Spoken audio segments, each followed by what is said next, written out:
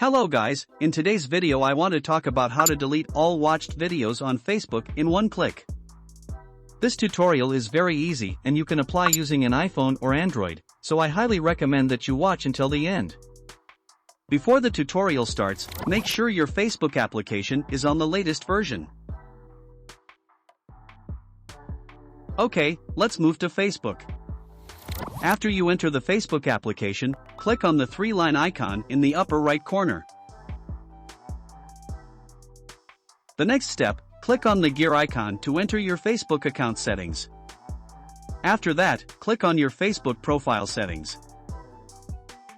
Scroll down a bit, click on Access Profile Information. Scroll down, click on Your Activity across Facebook. On the Post menu, click See More. Scroll down, then click on the videos you have watched.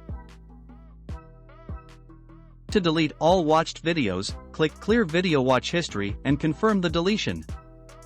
That's how to delete all watched videos on Facebook in one click.